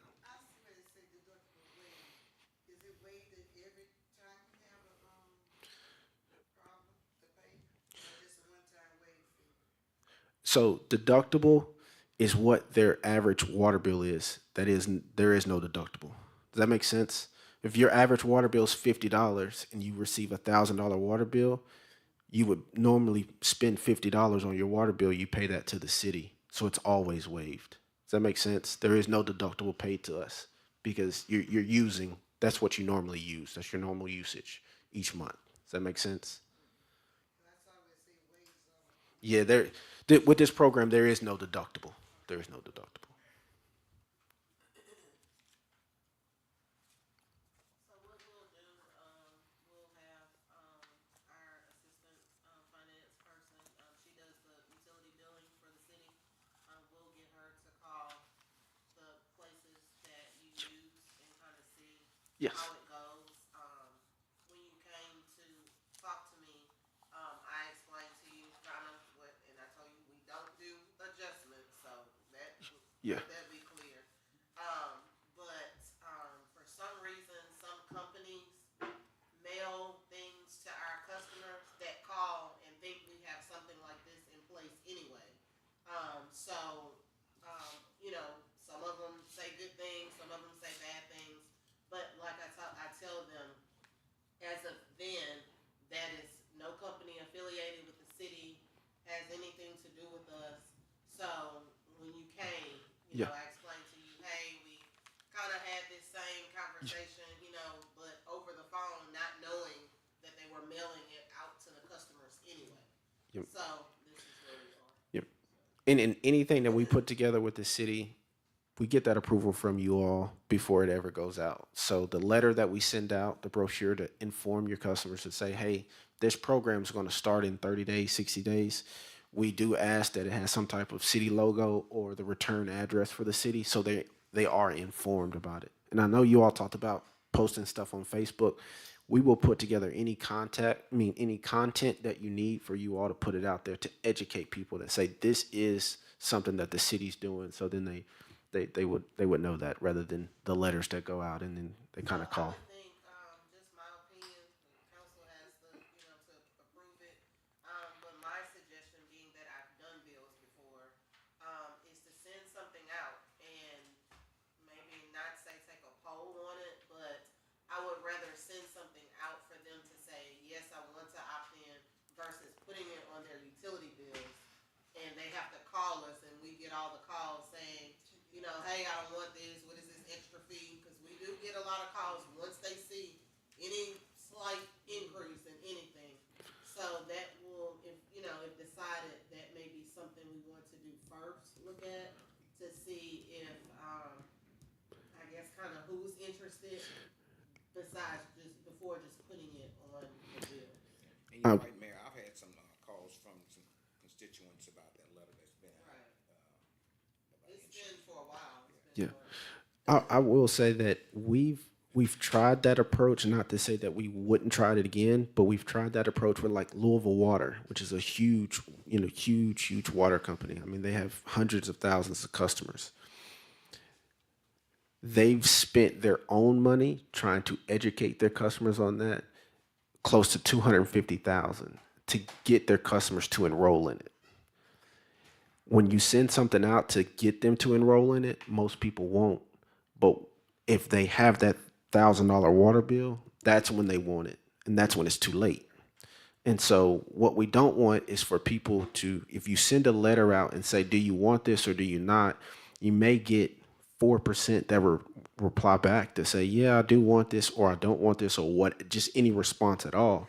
But when you get a $1,000 water bill, you get a $500 water bill, you're guaranteed to get that call and say what they need or what they want or what you should be doing. So for us, if you do it that way, you probably won't reach the people that you need to reach. And not to say that we won't do that, but it will be much harder to get to those people who need it than doing it where if they call in, then they can opt out of this as quickly as they want to. And I can talk to you about some other options we have in doing it that way to ensure that customers are still taken care of that do not want it, if that's okay with you. But we can have that conversation. Yeah, but Okay. I'll get Ms. Antoine to call, so we can kind of go from there, if y'all are good with it, see how it works. All right. Thank you. Thank you. Okay, make it an agenda item? Yes.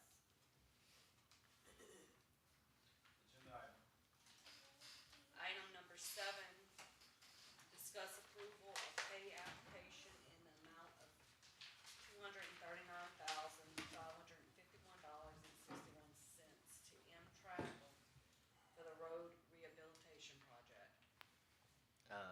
Yeah, this is me basically asking for forgiveness. I made a mistake. Last month, y'all approved the final adjustment change order and the substantial completion for this project.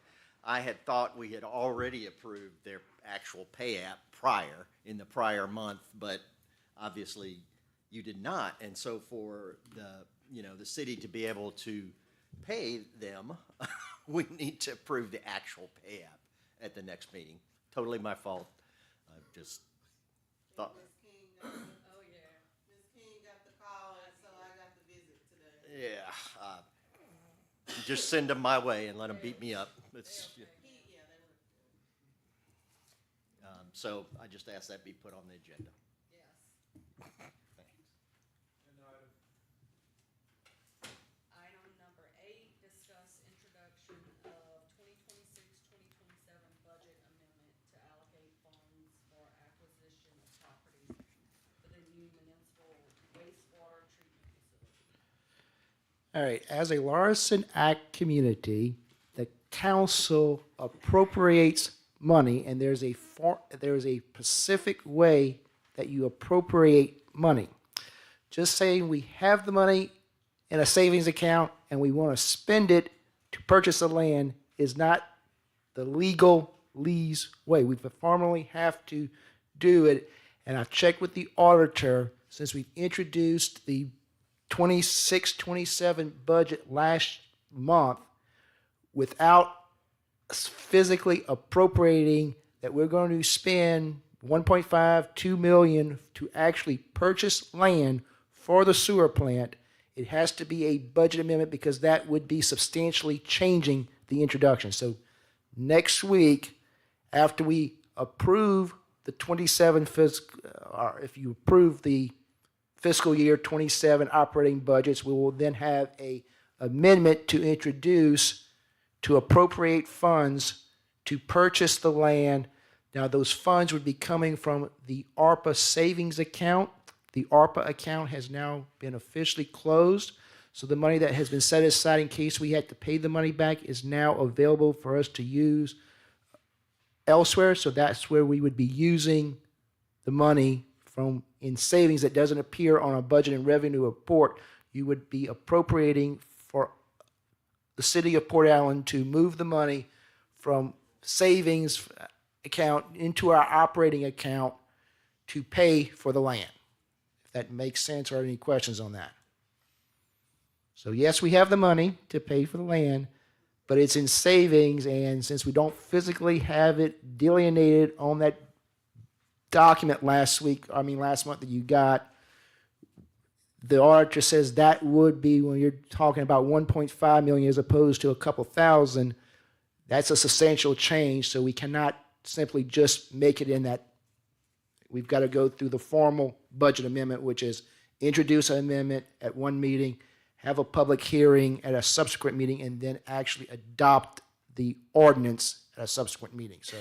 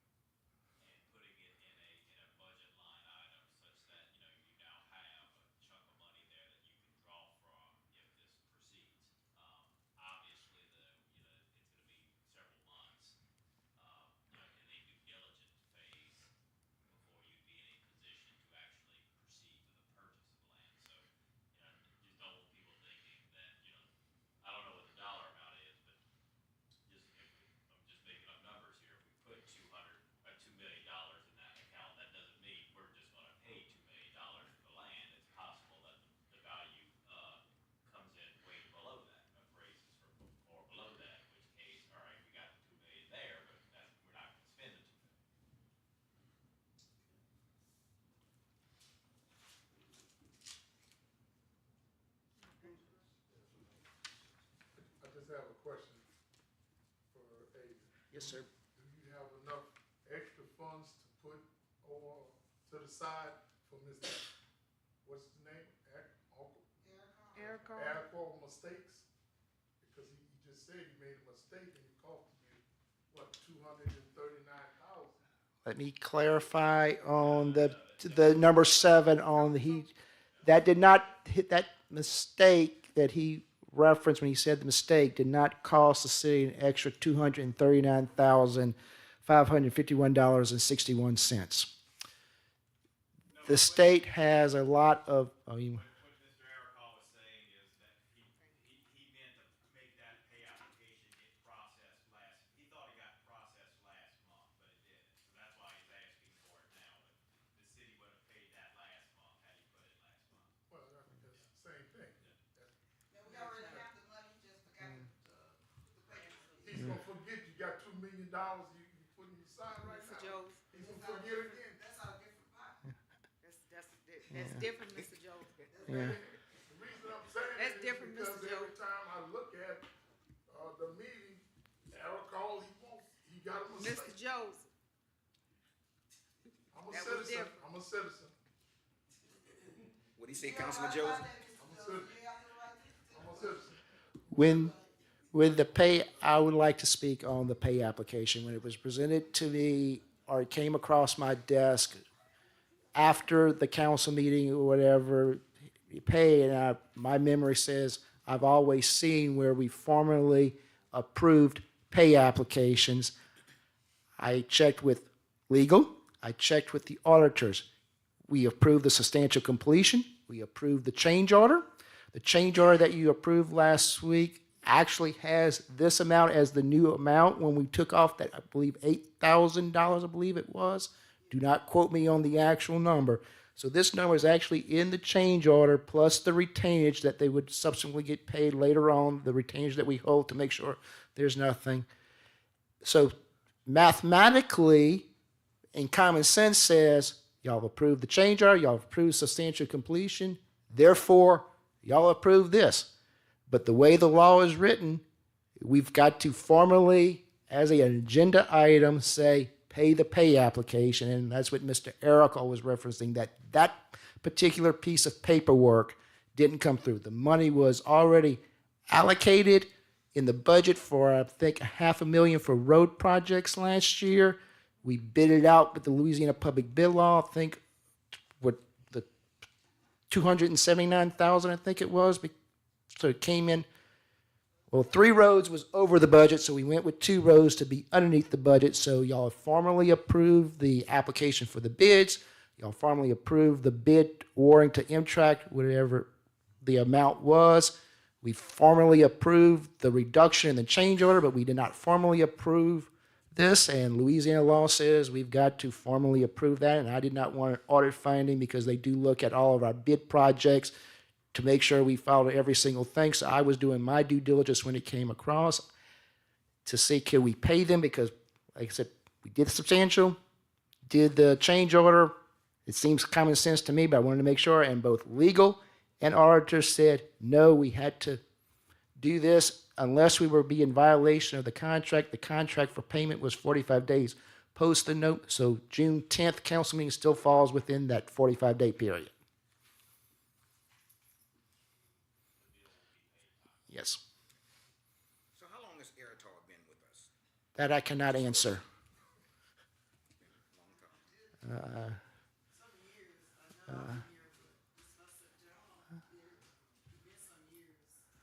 Same company? Well, he's been with the same company. He was professional engineering consultants, and then they were bought out, merged with to Tableau or Fortin Tableau or something. Yeah. I asked that question because I kind of see what Councilman Joe Yeah. is going with that. I can't see all those change orders. All the time he's been with the city, he always have a change order. Come on, man. Let me, if I can, on chain. No, all right.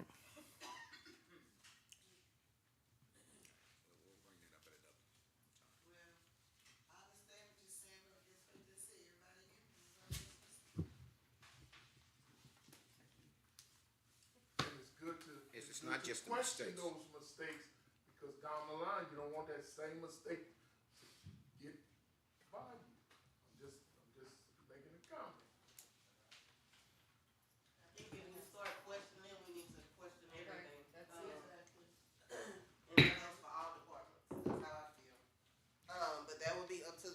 to change to a new, engineering firm. So that will be, to y'all, when that time That comes. would be something I think we should look into, most definitely.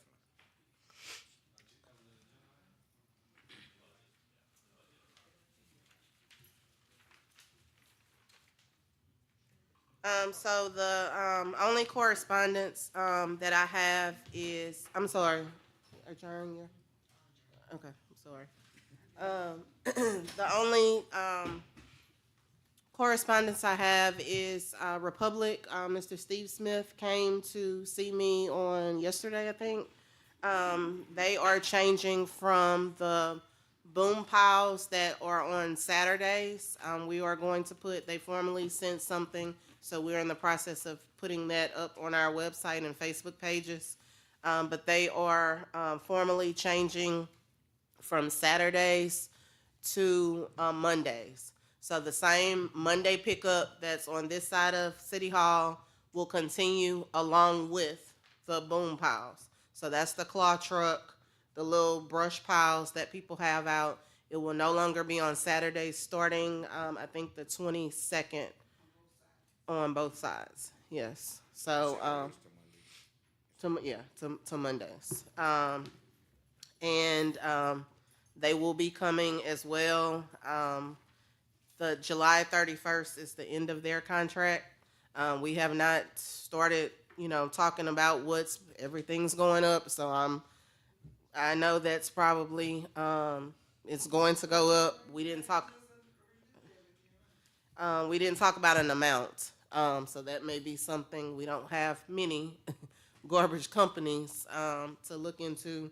But I do think once we, ironed out the differences that we had, I do think they have done a better job with, doing what we ask. All the other I'm sorry. They definitely have. Yeah. So all the other announcements we went through. We will post as well on the pages. Any questions y'all have, because it's a lot of things coming up in this month. Any questions you have, please give us a call. But we will post and update our Facebook pages. I'm sorry.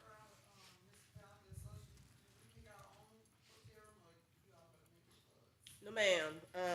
You can get with Miss Lynette with the, we were supposed to do those packages, but we'll have No, them. Miss Rose gave him an application. Oh, she gave it to you. Okay.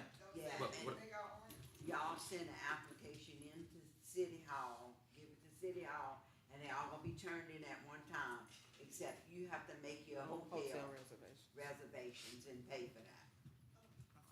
Okay? So why y'all not gonna make it? Huh? Why y'all not gonna make it? It was just a mix-up last time. Everything got, I think it was a couple people checked out, and it was put on Miss Rose's credit card, and she wasn't aware. And yeah, so we don't want any problems at her household. So we're going to make our own reservations from now on. I don't know how. I'm guessing at time of booking, I changed mine when I got there.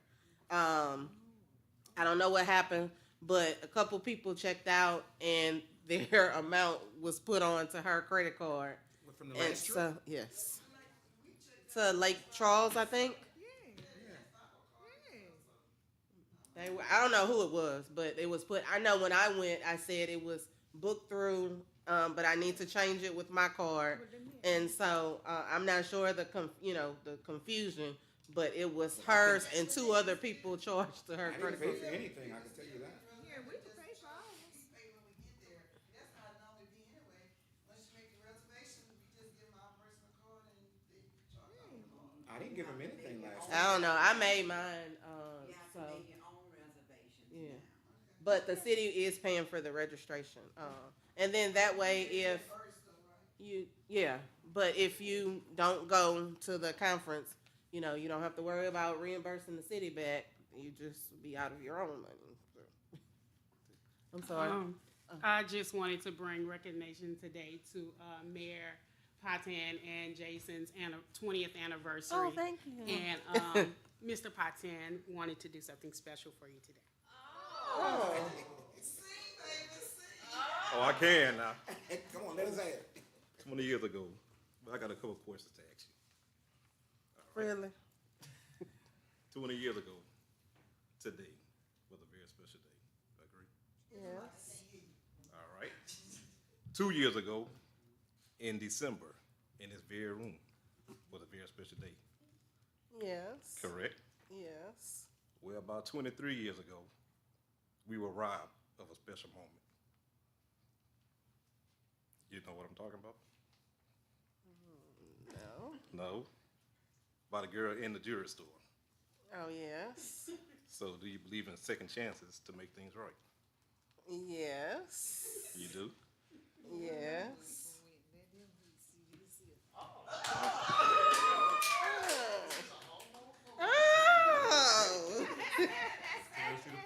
Will you be my forever wife for the rest of my life? Yes. Oh, okay.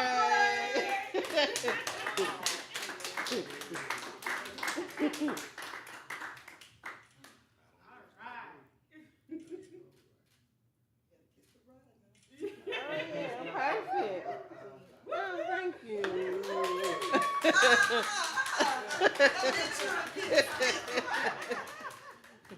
It's crazy. That is true. We were in the mall and she was like, oh, you like, oh yeah, well that's yours. And it's like, okay. And he said, oh, well you just proposed to her for me.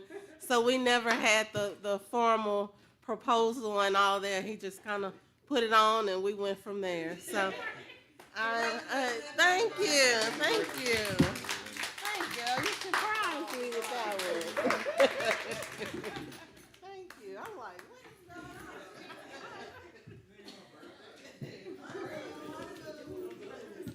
Although I ain't in my purse. So you know she's not coming to work tomorrow, right?